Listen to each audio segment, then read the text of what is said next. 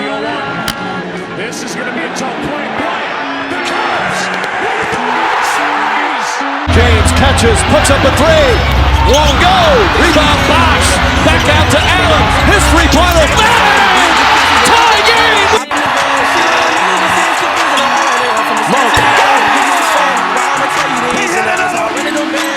Back today, so I got time to be tripping and writing no love song. Yeah, writing no love song. We all experience love loss. Yeah.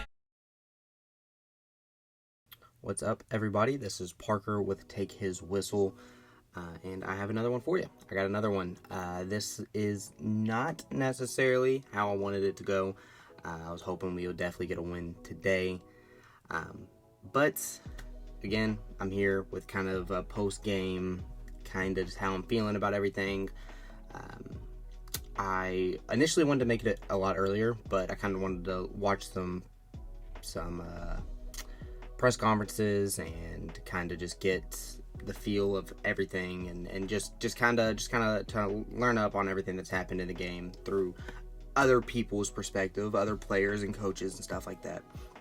So, the Kentucky Wildcats fell to the Gonzaga Bulldogs 89-85. This was a game played in Lexington at Rupp Arena. We lost. Once again, we lose at Rupp. Our third straight game, and I don't know if that ever has happened, or if it has, it's been a long time. So, yeah, this was, like I said, not necessarily what I was expecting to happen. I was really thinking that we're coming off a Vandy win, a Vandy game where we absolutely dominated. We shot the ball well, and then we are also coming off back-to-back losses to good opponents at Rupp. And to me, it was just like there's no way that we legitimately lose this game. I just don't see it happening. There was no world where I saw that this game was gonna go Gonzaga's way. And one of my buddies, who is a big sports betting fan, he likes to sports bet, not necessarily a Kentucky fan, he asked me, he was like, do you think Kentucky will cover? If so, do you think or do you think it's more just like, what do you think's gonna happen? And I told him, I was like, if you're betting, I'm betting on Kentucky 100% today. Not all the time, I wouldn't say that, but today I'm betting 100% that we were gonna win this game. You know, like we're going to protect home. Like, we're not gonna lose 3 straight, and we did lose 3 straight games. So there were a few questionable things, but before I start talking about the bad, I do want to highlight the good in this game. The first and foremost, we had a very good offensive second half, and I know our offense is not an issue. We know how to score the ball. We can score this ball, but I like that we struggled for Kentucky standards in the first half, and then completely turned it around in the second half. We put up 53 points in the second half alone. It wasn't enough. We did outscore Gonzaga in the second half, but like I said, it wasn't enough. With all of that, though,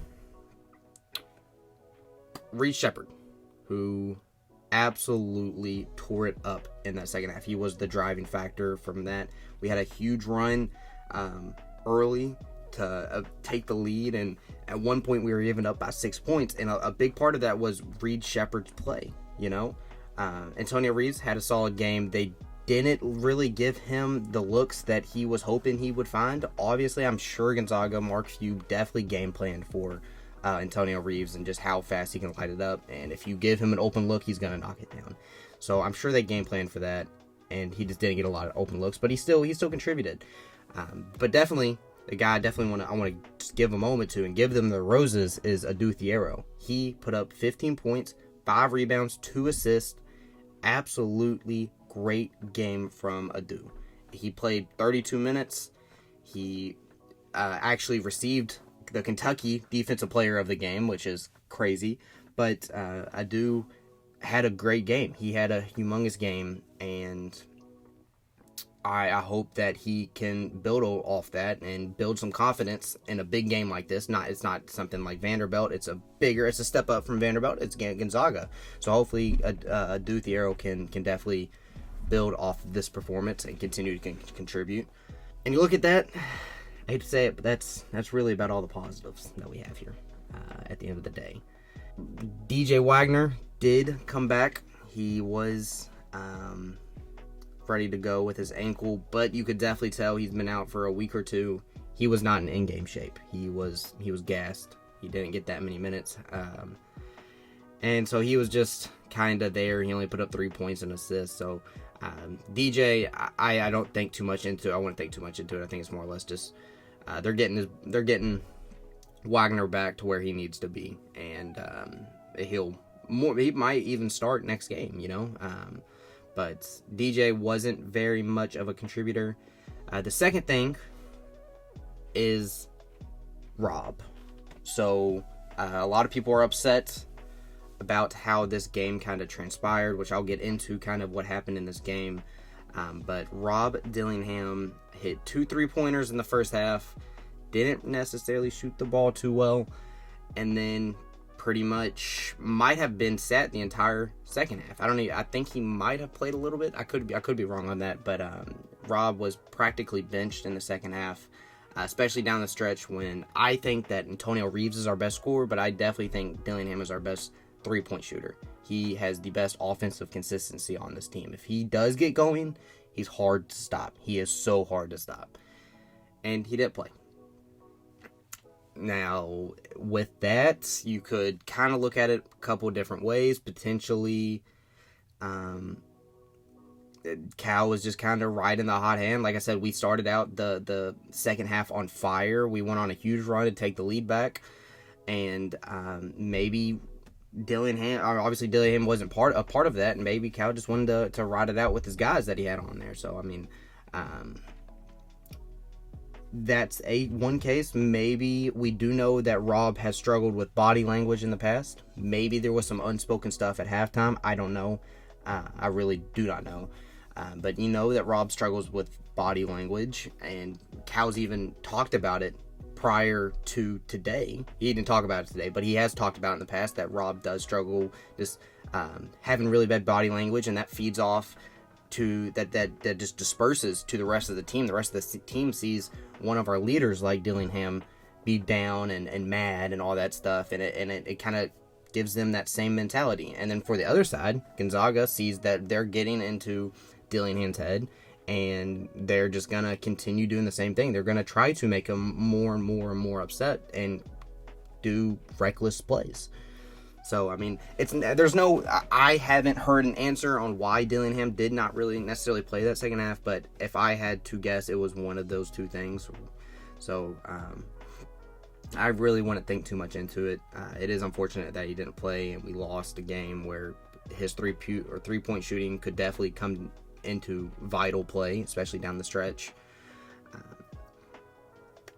But here's the thing. The biggest thing is, man, our big man. It's unfortunate. It's just so unfortunate, and I continue to say it over and over and over again. I probably sound like a broken record. This game came down to 2 factors, in my opinion, was the reason we lost this game. One, Gonzaga did whatever they wanted to in the paint and the post. It didn't matter if it was Ugo. It didn't matter if it was Bradshaw. It didn't matter if it was Big Z. Whoever it was going to get bodied. Absolutely bodied. There was zero resistance. The commentators were speaking on it all game that literally Gonzaga's game plan, we knew what their game plan was. It was throw it down in the post and let that guy go to work. And what did our big men do? We didn't get aggressive. We didn't get physical. We just backed up. We just let them body us all the way to the rim, get an easy little layup. And especially I just feel like with our height, the height that we have, if we just are a little bit more physical in these games, it would change so many shots. It would alter so many positioning, angle, everything, anything. In my opinion, just our big men are not physical at all. They're not. And it's pretty big. It's a big thing that we have seen before, and I think today was the reason Gonzaga won this game, was just they were able to, especially down the stretch. It was just, that was their game plan 100%. And Cal made an adjustment. You could see that he made an adjustment. For people that don't say Cal doesn't make any adjustments at all, the BS, because he did. What it was whenever one of these big men got to the post, you know that if it was a one-on-one with our big men, Gonzaga's big guy was gonna win 10 times out of 10. So Cal was like, okay, we're gonna crash it. We're gonna send help. Make sure this guy can't get a shot out. And well, these guys knew what was happening. They read the defense, and they passed out to a wide open person for a three, and they hit a lot of those 3-pointers. It wasn't even 3-pointers, just threw it out to an open guy, whether it was a 3-pointer or just a mid-range, and Gonzaga hit big shots, you know. I think that, let's see, Graham Ike put up 23, and, you know, he's a great player. He has been all season long. He's one of those leaders on this team. But the way he looked playing against, like, he was one of the best big men in the nation. And it was the same with Anton Watson, and Ben Gregg. You know, all these guys ate. Nolan Hickman, who decommitted from Kentucky, he had himself 17, knocked down some really big shots. And it was just like, if it was that type of game where you just knew if we got 1 or 2 stops, like, that would have changed the game. But it was like, yeah, our offense was doing phenomenal. Gonzaga couldn't stop our offense, but we couldn't stop them. We couldn't stop them just as much as they couldn't stop us. They had the lead. That's how that game ended. You know, they hit big shots down the stretch, and, you know, we didn't have an answer defensively. We couldn't stop them, and we took a lead late. I think Reed had an and one and made the free throw. It gave us the lead, and we're like, all right, just get a stop here, and we couldn't. We gave the lead right back up, and, you know, that's just how that game went. And it's very frustrating to know that it's February and stuff like that happens. Like, whenever we do need a stop, we can't get it. Right? It'd be different if it was, can we get 5 stops in a row? You know, we need to stop them from scoring 5 times. It's not that. We just need 1 stop. We need 1 stop, and we aren't able to do it. So the last thing that is definitely eye-popping to me is, I don't know what transpired on, it wasn't the last play of the game, but really Kentucky's last offensive possession. It was out of a timeout with maybe 15-20 seconds left. A play was ran for Reed to throw a lob, whether it was to Ugo or Thiero. There's been some debate. One of those two guys, and Reed completely just nipped it short. It was like practically thrown right to a Gonzaga defender. And yeah, that's kind of how the game ended. They hit free throws. We tried to do the make one, miss one that is like such a shot in the dark. But yeah, what was that? I don't know. I think if I had to defend Cal, which I know his name is hot right now. I don't know if his seat's hot, but his name is hot. If I had to defend Cal, I would say that was the play that they drew up. 100% that was the play he drew up. Reed had a bad read. No pun intended. Reed had a bad read.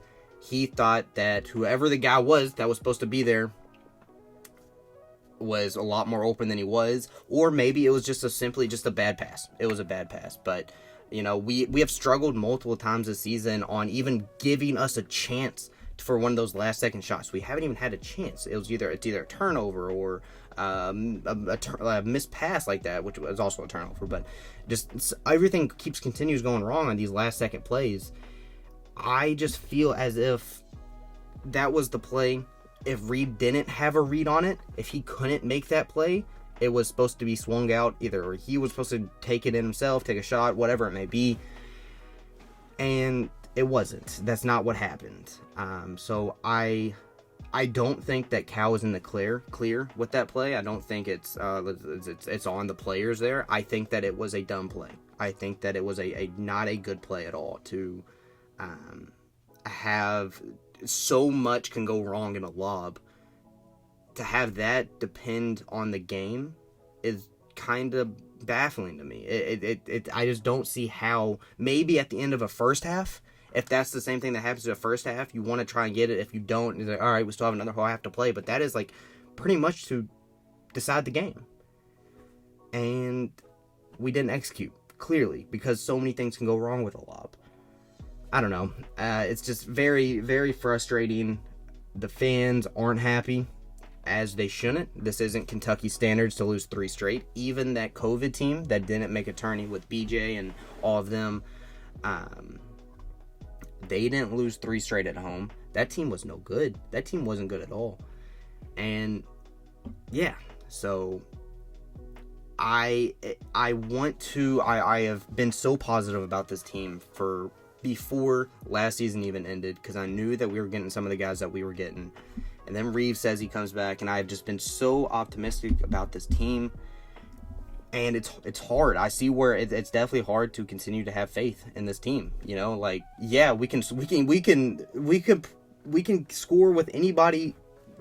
Everybody is trying to keep up with us scoring wise, but we are holding zero resistance defensively. We don't have anything, and like I said, I think what's a bigger problem than the defense is rebounding. I think rebounding goes much further than the defense, because once we do get a stop, we can't rebound to get that ball back. But our big men tonight was the worst performance from our big men. All 3 of them. Ugo, Bradshaw, Z. All of them just got completely bullied. There was no help. There was no signs of just standing on our ground and, you know, any physicality. Trey Mitchell didn't play today. Maybe it would have gone differently. It really might have. That's just a what if at this point. It might have gone differently if Trey Mitchell was playing, but I really don't think it would have if you ask for my honest opinion. So, I mean, this was a frustrating loss. I think that we had a lot of good, but a lot of bad as well. You know, we came out in that second half ready to play. And we continued to play that entire second half. When we needed big shots, we made big shots. But when we couldn't get stops, whenever we needed stops, we couldn't get stops. And that's how we lost the game ultimately. The last other thing is just something to watch as we play Ole Miss coming up on Tuesday or Thursday. I'm not 100% sure. It's at Rupp, which, I mean, doesn't matter anymore. You'd think Rupp's a road game at this point. We got Ole Miss, but Justin Edwards got hurt on that last play, one of those last plays. He did something to his knee. I don't know if it was just a bumped knee, a bruised knee. Hopefully it's nothing too serious. Trey Mitchell potentially could be back. I think he was in shoot-around today. And then DJ, I think DJ just needs to get his stamina up a little bit more, and then he'll be good to go. So I guess the season's not over. We still have a chance. Like I said, we could still potentially win the SEC. I think there's a good shot that we could win the SEC. And then it's tournament time. There's still so much more that this team can accomplish, and I'm going to be here for the ride with it. I know a lot of people are losing faith. Mainly, they're losing faith in Cal, which is understandable. I see it. I'm not going to say that I don't see it. I'm going to turn a blind eye to it, because I'm not. I see where people are frustrated with Cal, and, you know, he's going to have to prove his worth to the university. Some people, that boat has already sailed. He can't prove his worth no more. To me, I still am like, you know what? This team is very talented. This team is very special.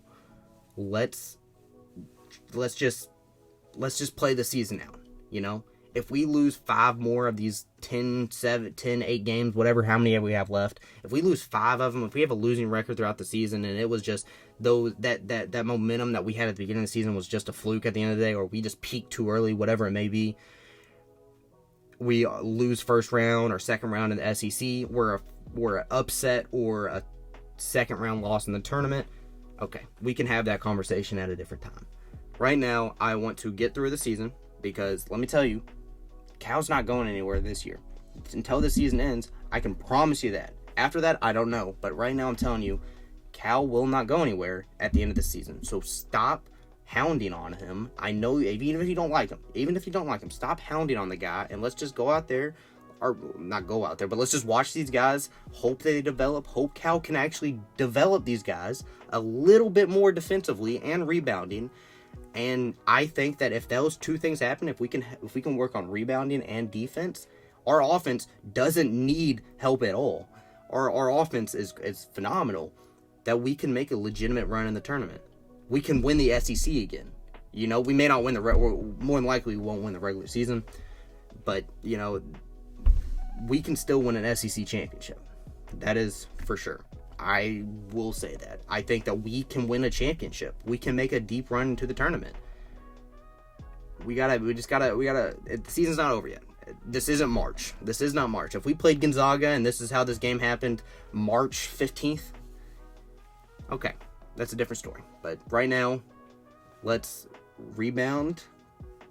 I can sit there and nitpick all the bad, every single play, what was bad, but I don't want to. I want to go over the good as well and say that we still are able to fight another day. There is still another game to be played. So that's about it. That's all I got for you. This is more or less, this is kind of the length of these videos that I want to happen and want to get out to you. Just kind of breaking down the games, what I saw, what I didn't see, or what I didn't like, more or less. I know the last video that I made just a couple days ago was a lot longer than this. So I want to make the shorter videos just kind of going by game, any big news that breaks out. So yeah, if you liked it, let me know. Like I said last time, you wanna debate about anything, you want to talk, if you want to rant to me about how much you hate Cal, go ahead. I am all ears. I'll have a full conversation with you. And other than that, I am Parker, and I'm out of here.